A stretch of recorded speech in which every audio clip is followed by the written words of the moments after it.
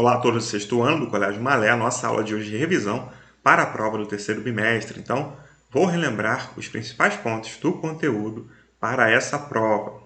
A Grécia, a democracia, a conquista macedônica.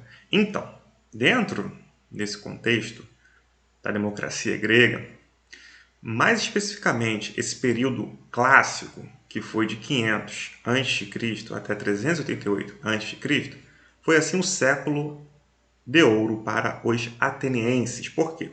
Porque teve um grande desenvolvimento que a cidade-estado de Atenas passou. Lembrando, cidade-estado era aquela cidade que se autogovernava, tinha suas leis, seus costumes, a sua tradição. O que ligava todas as cidades-estado gregas era justamente a língua, a religião, algumas coisas assim parecidas. Porém, todas elas eram divididas, de modo que, dentro desse período clássico, tanto os atenienses, ou seja, moradores da cidade de Atenas, quanto os espartanos, moradores de Esparta, eles assim se desenvolveram. Aí temos aqui uma imagem. O período clássico da Grécia Antiga não só consolidou, ou seja, afirmou a cidade de Atenas, mas também fortaleceu Esparta, como eu chamei a atenção, sendo essas as duas cidades-estado que mais prosperaram, ou seja, que mais assim tiveram crescimento econômico, político, cultural e etc. Existiam várias cidades, mas essas aí foram as principais.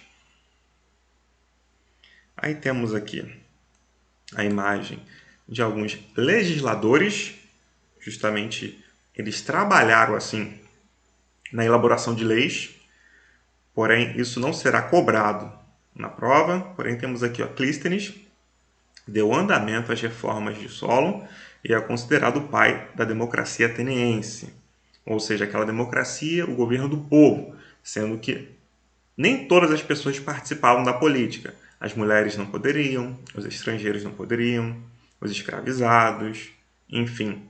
Só quem participava da política ateniense eram nascidos na cidade de Atenas e os homens. Aí temos aqui a segunda imagem, o reformador Péricles, aqui, Clístenes, esse aqui.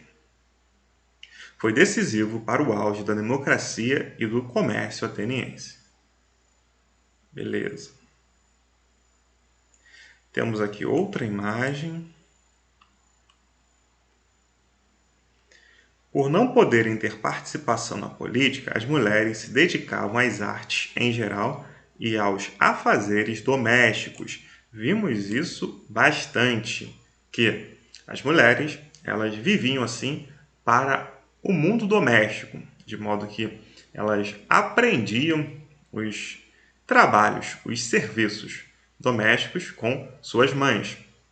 Então elas não poderiam assim transitar, elas não poderiam assim ter uma movimentação maior na sociedade, nem muito menos elas poderiam e não tinham direitos políticos. Elas não poderiam ter direitos políticos e também elas não tinham, então, sendo que elas eram sacerdotisas, algumas, ou seja, algumas delas viviam nos templos e assim fazia a ligação da população com os deuses. Então, esse foi o papel da mulher em Atenas.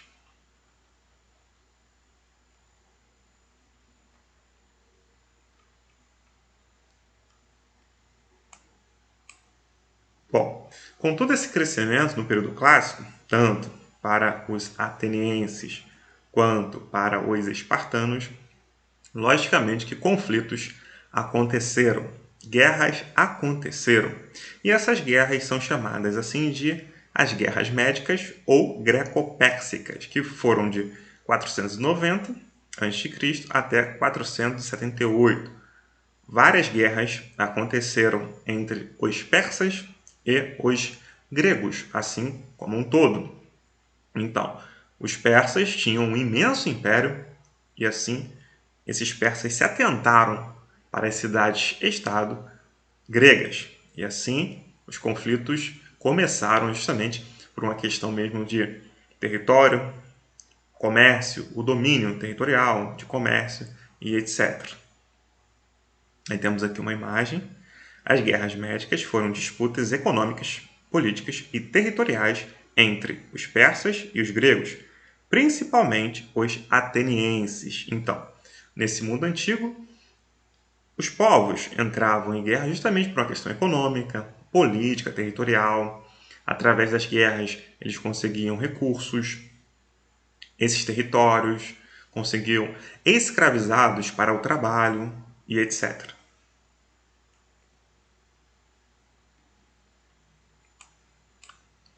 Então, ao fim dessas guerras, logicamente, os gregos venceram e assim, de fato, eles liquidaram com os persas. Aí temos aqui outra imagem. O rei Leônidas, de Esparta, conteve por alguns dias as tropas dos persas, resistindo com 300 soldados. Eu até chamei a atenção para vocês em relação a essa participação de Leônidas, justamente nessa guerra aí greco-pérsicas, ou essas guerras médicas. Então, eles eram chamados assim, no caso os persas, porque antes da unificação e antes deles terem um império, existia um povo lá. Então, por isso que era guerras médicas em relação a esse povo, aos medos, né?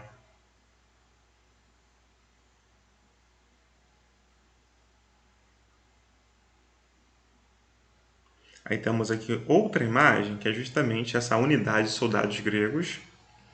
Eles agiam assim, de uma forma totalmente organizada, com seus escudos, suas lanças.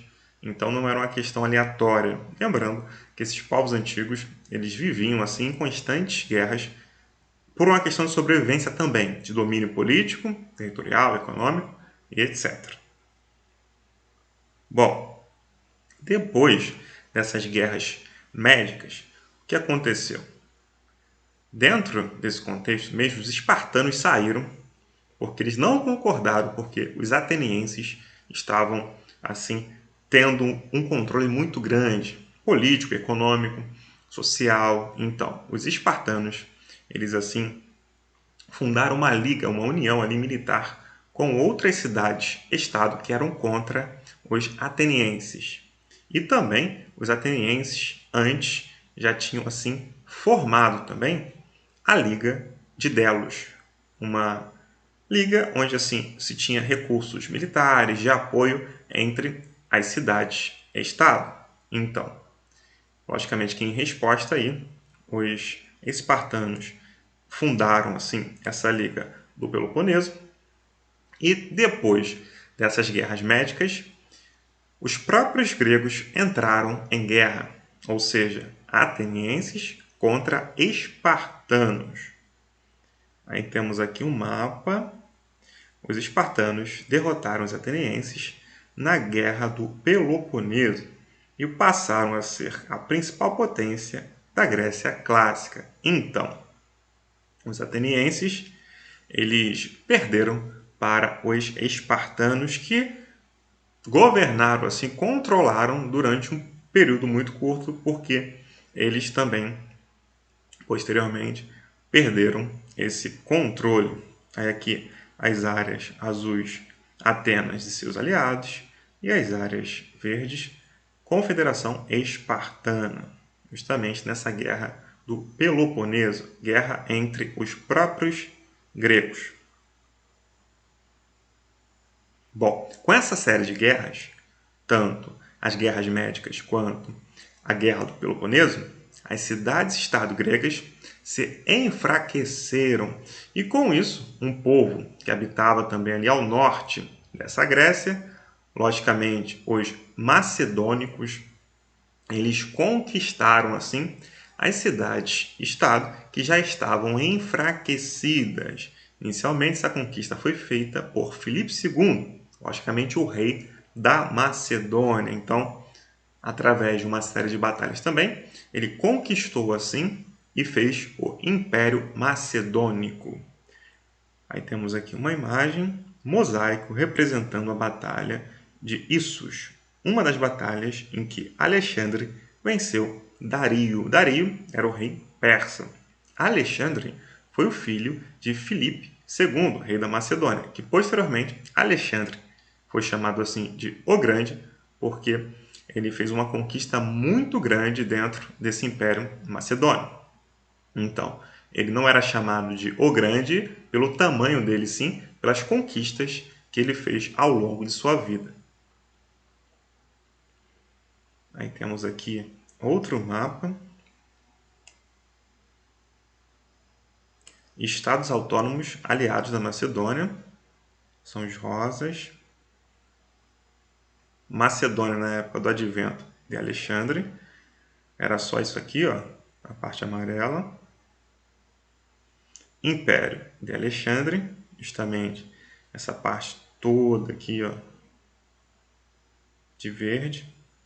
E cidades fundadas por Alexandre, os pontinhos vermelhos, porque ele ampliou assim esse império aí e essa conquista que tinha sido feita pelo seu pai.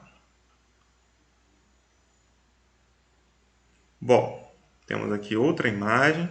Alexandre tratava seus conquistados com condescendência, respeitando as posições que eles ocupavam antes da conquista. Então, Alexandre, ele conquistava assim os seus adversários e respeitava a cultura, a tradição de cada povo conquistado.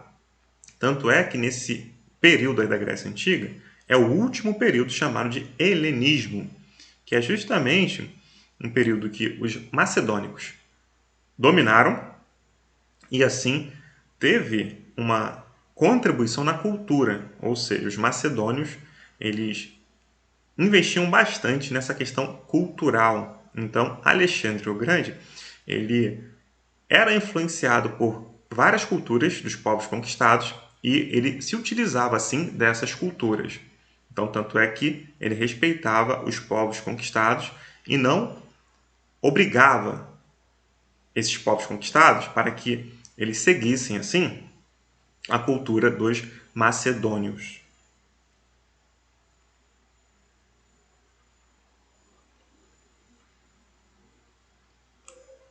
Bom, o esplendor cultural grego, como eu chamei a atenção, nessa última fase lá, teve toda essa contribuição assim de vários povos para essa cultura grega. Porém, como um todo, os gregos eles foram bem ativos nessa questão da cultura.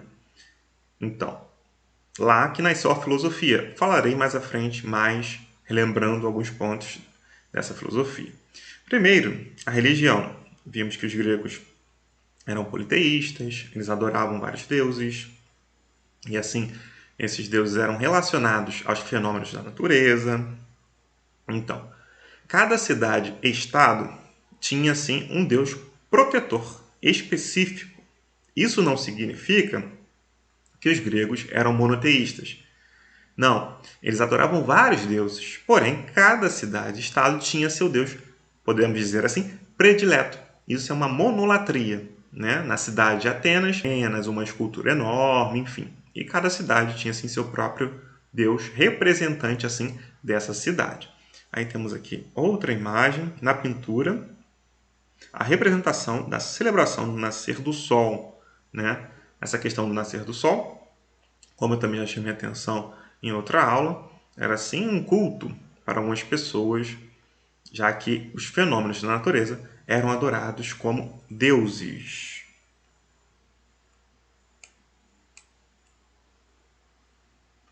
Aí temos aqui outra imagem. Zeus era cultuado como pai dos deuses e dos homens. Ou seja, Zeus era o deus principal dessa Grécia antiga. O teatro. Bom, vimos também que o teatro foi muito importante.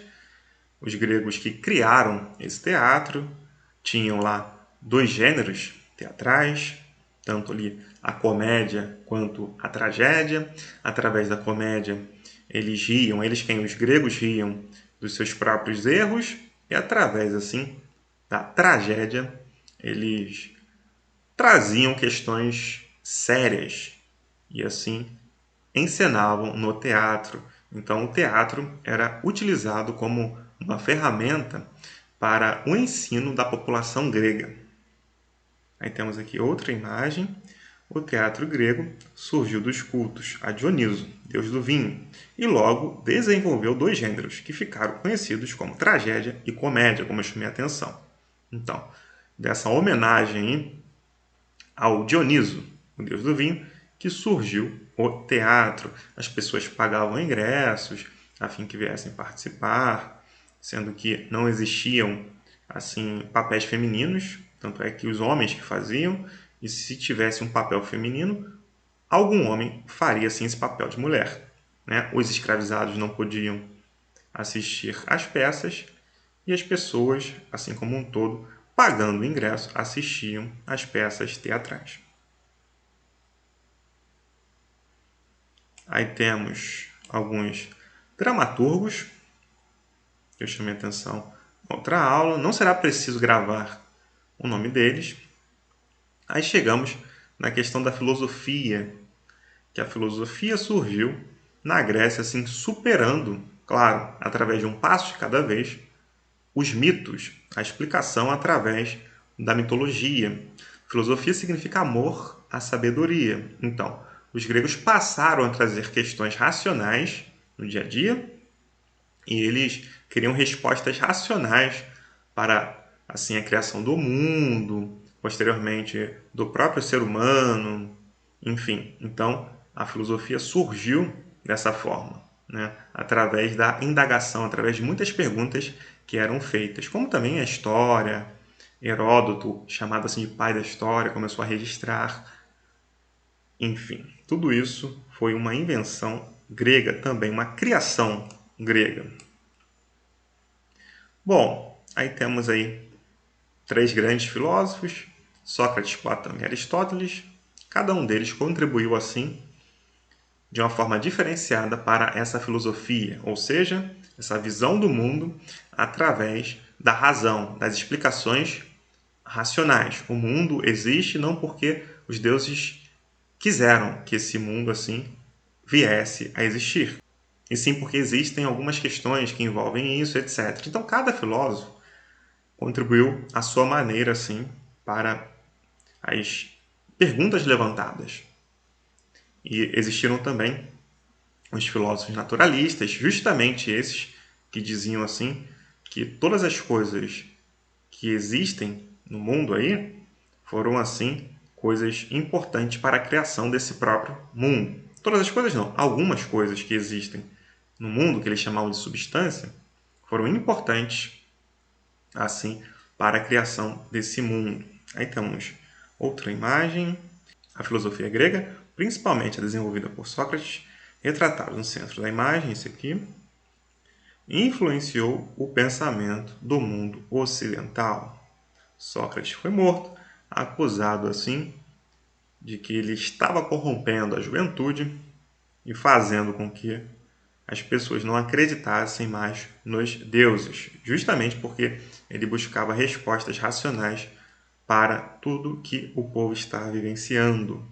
Outra imagem, Aristóteles e um de seus mais famosos discípulos, Alexandre o Grande. Então, Aristóteles, esse grande filósofo grego também, ele assim deu aula, podemos dizer assim, para Alexandre o Grande. A arquitetura grega também é uma forma de arte dos gregos, tanto o teatro quanto a arquitetura, as esculturas, tudo isso é uma forma de arte grega. E essa arte grega era influenciada, logicamente, pelos deuses. Então, quando a filosofia surgiu, ela não acabou de vez assim, logicamente, com a mitologia, com os deuses. Isso foi acontecendo um passo de cada vez. As pessoas passaram a não mais acreditar nos deuses. Aí temos aqui outra imagem, justamente a Acrópole de Atenas, da Cidade Alta. Então, essa época aí foi uma época do máximo esplendor da cidade. Lá dentro existia uma escultura em homenagem à deusa Atena. a deusa sim da sabedoria. A escultura grega, como eu chamei a atenção também, essa escultura ela foi evoluindo com o tempo e várias esculturas foram assim desenvolvidas. Temos aqui Discóbolo, de Miron, do período clássico. Em cada período grego, as esculturas foram assim sendo desenvolvidas. Também isso vocês não precisarão assim gravar. Aí temos aqui outro exemplo dessa arte grega. Os gregos tinham um tipo de coluna bem peculiar. Aí justamente essas mulheres, né? As cariátides, que eram figuras femininas que serviam de coluna ou pilar de sustentação. Então, muito interessante também essa arte grega.